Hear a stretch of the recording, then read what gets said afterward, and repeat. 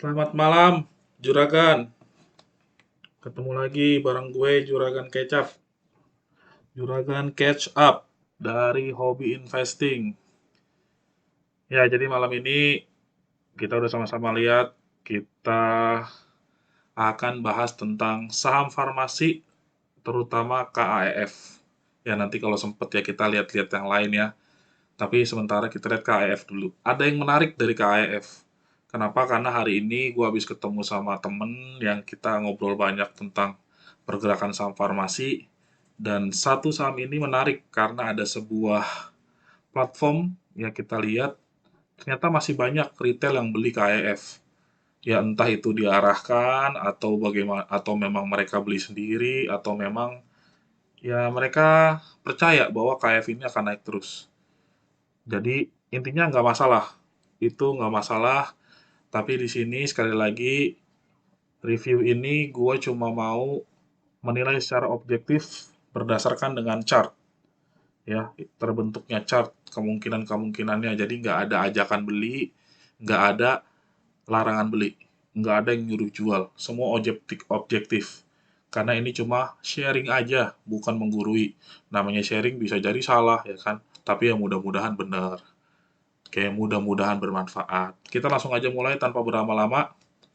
Sekarang kita mau mulai dengan lihat chart bulanan karena gua suka dan membiasakan diri untuk menganalisa itu secara garis panjang dulu. Kalau udah jangka panjangnya kelihatan, kita bisa analisa jangka pendeknya. Oke. Saham farmasi KEF mulai tren pada saat era pandemi. Ya, di era pandemi.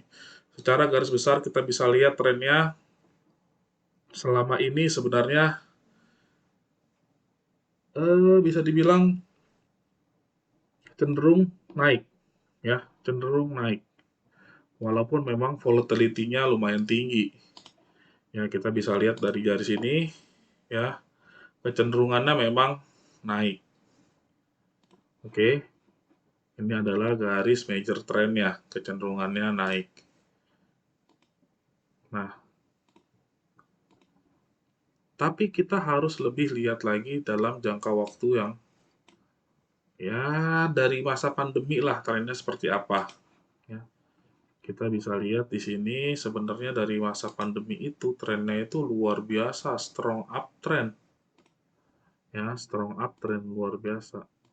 Ya memang beberapa kali saya lihat itu laporan keuangannya di kuarter 2 tuh bagus ya, positif ya kalau nggak salah ya.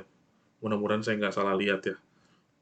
Tapi ya kita bisa bilang kita nggak bisa analisa cuma dari satu indikator aja. Oke.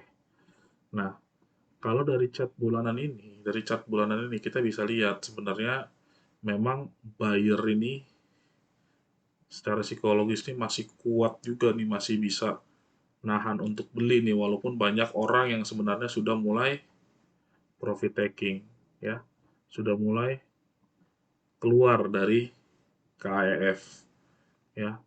Jadi kalau kita lihat trennya memang masih up, tapi kita kita harus tahu posisi KAEF ini sebenarnya sekarang mahal apa murah sih. Nah, kalau secara chart ya, kita bisa bilang KAEF ini all time high, Bro. Ya, all time high Juragan nih, all time high.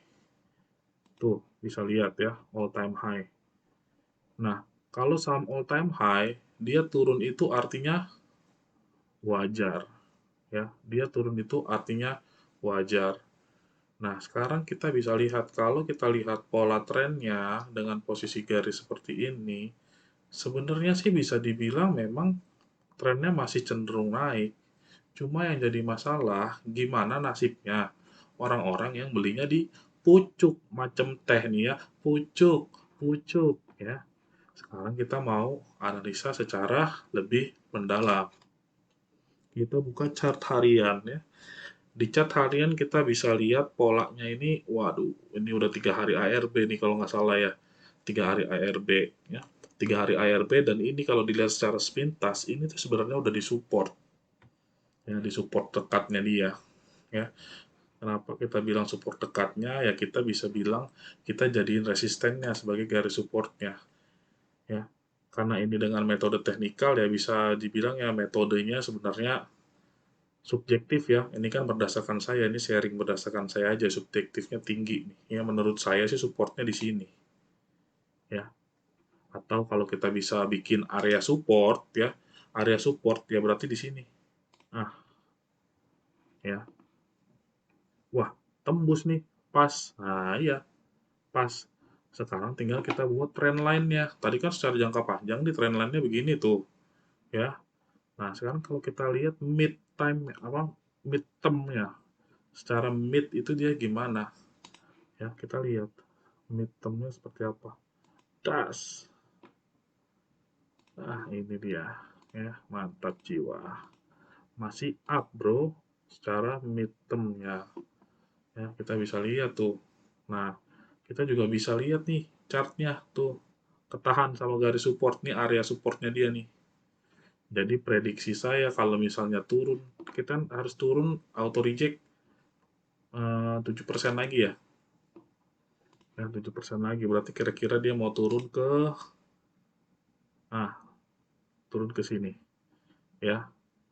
Jadi sebenarnya analisa pertama nih. Analisa pertama, kalau Senin tanggal 18 dia berhasil mantul dan ditahan oleh garis ini, ada harapan ya. Ada harapan dia balik ke atas. Kalau mantul, ada harapan dia balik ke atas. Tapi kalau dia ARB sampai penutupan, silakan teman-teman menunggu di garis ini.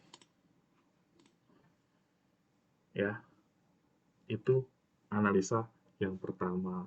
Oke, gampang aja analisanya begitu.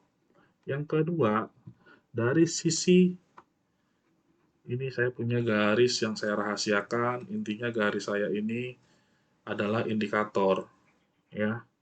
Kalau sampai ya candlenya ini menembus garis merah, jebol di bawah garis merah penutupan, bisa dibilang itu waktunya jual. Tapi terserah, itu kan kalau saya cuma sharing aja, itu cuma sharing. Itu harus jual. Nah, kalau kenapa saya bilang garis merah? Karena kan bisa jadi besok cuma bergerak di sini, ya kan? Ternyata naik, atau bisa jadi juga dia bergeraknya ke sini nabrak tembus garis merah. Nah, sudah, itu adalah waktunya perjalanan selesai. Oke, itu kalau menurut saya. Terserah teman-teman mau percaya atau ngikutin atau enggak. Oke, silakan juragan kan yang punya duit, terserah juragan. Oke, selanjutnya. Wah, saya disuruh beli nih. Kalau ARB beli, kalau ARB beli. Boleh kan saya nggak ngelarang dari awal juga. Kenapa? Karena memang ada harapan. Di sini ada gap. Di sini ada gap. Ada harapan naik. Ya kan? Jadi kalau mau misi penyelamatan, silakan. Barangkali beli di pucuk, ya kan? Kita bisa kalkulasi. Bagaimana kalkulasinya? Kalau kalian punya barang senilai 10 juta misalnya, ada di sini, ya kan? Ternyata besok naik sampai nutup gap. Berarti kan 15%, ya kan? 10 juta naik 15%, artinya dapatnya 1.500.000, ya. Nah, sekarang tinggal kalian tanya, kalian punya barang di harga berapa? Kalau kalian punya barang di pucuk, ya di sini aja. Turunnya sampai sini. Nah, berarti 11 juta minusnya. Sorry, 1.100.000 kalau punya barangnya 10 juta ya. Nilainya 10 juta. Berarti minusnya 1.100.000. Berarti misi penyelamatan kalian berhasil. Dengan catatan asumsinya dia naik ya. Entah kapan. Oke. Nah, nggak ada jaminan nih. Ya, dia langsung nutup gap. Tapi ada harapan. Nah, sekarang selanjutnya, kalau seandainya kalian punya barang benar-benar di pucuk, kalian HK, ya, 14%, koma sekian, balik modal, masih punya harapan. Pertanyaannya, kira-kira yang mau jualan menjemput menjemput pembelian di pucuk tuh ada berapa banyak sih, dan ada berapa banyak yang punya barang siap-siap nunggu waktu jual. Karena menurut pengamatan saya, ya, karena menurut pengamatan saya, di salah satu aplikasi yang saya punya, KAIF itu ada antrian jual yang cukup tebal sebanyak 295.256 lot. Jadi kalau saya asumsikan lot ini kemarin apa akan diambil semua oleh para retailer, ya paling nggak ARB lah besok lagi. Jadi kalau ARB besok lagi kurang lebih jatuhnya di 5.285 ya. Kalau udah masuk di daerah 5.290, kalau mau serok boleh nggak? Iya, nggak ada yang larang, boleh aja. Tapi kan pertanyaannya kemungkinan naiknya bagaimana? Ya, kemungkinan naiknya bagaimana? Ya, kalau saya bilang ya, kalau menurut garis tren, ya, kalau menurut garis tren, ini kan udah analisa harian nih, ya. Kita buat garis tren. Ini kita hapus ya, udah jelas. Ya, kalau misalnya kurang jelas ya diulang lagi aja videonya ya. Sekarang kita mau next ya. Kalau seandainya nanti, ya, kalau seandainya nanti dia turun lagi ARB besok hari Senin ya, bukan seandainya nanti. Kalau hari Senin nanti dia ARB lagi, dia jatuhnya kan kurang lebih di sini ya, kurang lebih di sinilah tadi ya ARB. Nah, di sini ada sini dah kurang lebih ya. Pertanyaannya kan bakal balik lagi nggak, mantul lagi apa enggak? Nih, kita buat gambar dulu. Ada kalau ARB kurang lebih di sini nih dia nih. Ya, terserah nih yang mau nungguin ARB boleh, mau beli di bawah boleh, mau beli langsung HK-HK aja boleh. Tapi kalau ARB estimasinya di sini, kurang lebih. Ya. Nah, pertanyaannya, boleh nggak beli di sini? Boleh. Tapi masa depannya bagaimana? Nah, ini dia masa depannya bagaimana. Kalau kita bicara dua garis ini, dua garis ini adalah area support kuat. Ya, area support kuat dari resisten yang sudah diuji sebanyak 3 kali. Oke, dari resisten yang sudah diuji sebanyak 3 kali. Jadi kalau misalnya teman-teman beli di sini, menurut saya dia akan menguji lagi support ini seperti kejadian ini. Nih, ya. Oke. Jadi ya ya begitulah ya. Singkat ceritanya begitulah. Nah, itu jawaban metode kedua. Tapi kalau seandainya dia di sini mantul, nah ada harapan nih yang tadi udah saya hitungin ya, udahlah tadi udah saya jelasin. Ya tinggal dihitung aja teman-teman. Gitu. Lalu selanjutnya kita pakai metode lain nih. Saya kasih satu metode lagi dengan histori nih. Kita kan kalau di chat technical, kalau technical analysis itu kita cuma bicara teori apa kejadian yang berulang, ya. Teori kejadian yang berulang. Caranya gimana? Gampang.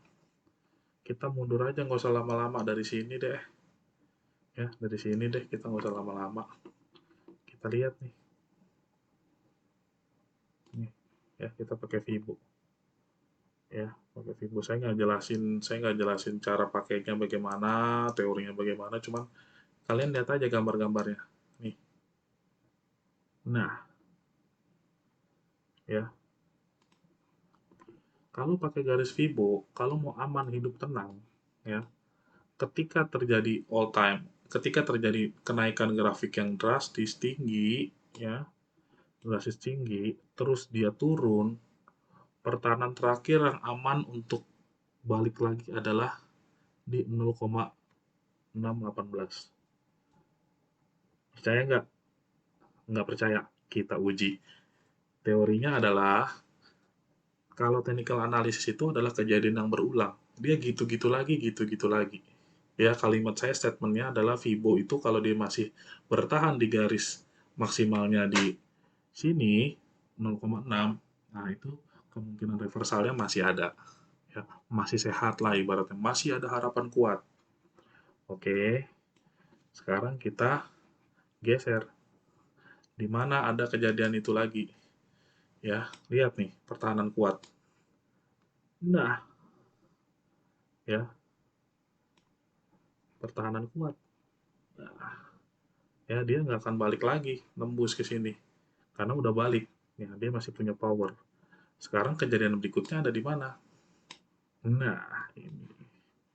Ya, nih. Lihat guys.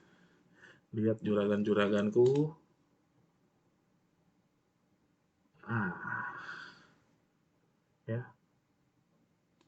Nah, silakan dilihat. Naik, bum bum bum bum bum bum, tas, mentok kejedot. Kalau kebanting ke bawah, pertahanan terakhirnya, nah, lihat ya, nggak ada yang tembus. Nah, ya, balik, lanjut naik. Nah, oke, sekarang kita uji nih kenaikan yang terakhir. Kita uji kenaikan yang terakhir ini, saya hapus biar nggak bingung ya. Kita uji kenaikan yang terakhir ya. Dia start naik dari mana? Dari sini. Ya, kurang lebih aja, kita santai aja, kurang lebih aja. Apakah dia sudah di titik mana? Saat boom, ups. Lihat ya, garisnya. Dia ada di sini. Titik 06-nya ada di sini. Di garis support saya yang paling terakhir. Di garis bawah area support saya. Oke? Jadi dari sini kita bisa tarik balik nih pernyataan saya yang tadi. Kalau hari Senin sampai ARB lagi, artinya dia tembus. Masuk di bawah zona yang 0,6 ini. Ya, ini artinya sudah kehabisan tenaga. Dengan sangat berat hati, saya harus bilang teman-teman harus mempertimbangkan kalau mau beli di daerah ini. Ya, itu aja. Mempertimbangkan loh, bukan cuman beli itu juga boleh, percaya boleh enggak. Kan ini bukan ajakan beli, bukan ajakan jual. Ya, jadi itu. Jadi buat teman-teman yang bertanya-tanya, semoga video ini bisa memberi jawaban, bisa memberi ilham untuk mempertimbangkan keputusan apa yang akan diambil. Ya, satu lagi selain dari chart, ada pesan buat teman-teman. Emang bener nih KAEF jadi distributor atau apalah itu tentang vaksin, tapi perlu diingat, vaksin itu gratis atau bayar? Ada yang gratis, ada yang bayar. Pertanyaannya, vaksinnya ada berapa macam? Ada berbagai macam. Pertanyaannya, harganya murah atau mahal? Ada yang murah, ada yang mahal. Pertanyaannya, kalau masyarakat yang sedang-sedang saja, atau masyarakat Indonesia nih, sukanya karakternya mau yang murah apa yang mahal? Kalau bisa yang murah. Kalau misalnya belinya yang murah, kira-kira cuannya tipis atau banyak? Nah, itu kalau cuan. Kalau dikasih pemerintah peraturan pembatasan penjualan dengan harga ecerannya berapa, apakah akan cuan? Silakan. Pertanyaannya lagi, perusahaan BUMN yang melakukan banyak subsidi, akhirnya laporan keuangannya jelek apa bagus? Silakan dijawab sendiri. Contohnya apa? Ada PLN, ada Pertamina, walaupun memang Pertamina belakangan mulai membaik ya, karena memang kebijakan-kebijakan yang bagus. Oke, contohnya lagi apa? Garuda Indonesia. Tapi Garuda Indonesia sahamnya naik. Ya, yang bilang saham laporan keuangan jeleknya bisa naik siapa? Kan nggak ada yang bilang begitu. Tapi kalau sebagai investor yang waras nih, ngelihat laporan jelek, kira-kira mau beli atau enggak? Silakan dijawab sendiri. Oke, jadi saya rasa itu cukup untuk review saham KEF malam ini. Mudah-mudahan sekali lagi bisa membantu untuk pengambilan keputusan. Bukan untuk jual, bukan untuk beli. Oke, terima kasih. Kalau suka video ini jangan lupa like, share, and comment. Mau review apa lagi? Jangan lupa juga di subscribe, karena subscribe itu gratis. Dukung terus channel ini supaya bisa berbagi, sharing, mengenai analisa-analisa yang lebih baik lagi. Terima kasih, sampai jumpa. Juragan Kecap, ciao. Happy Cuan Hobi Investing.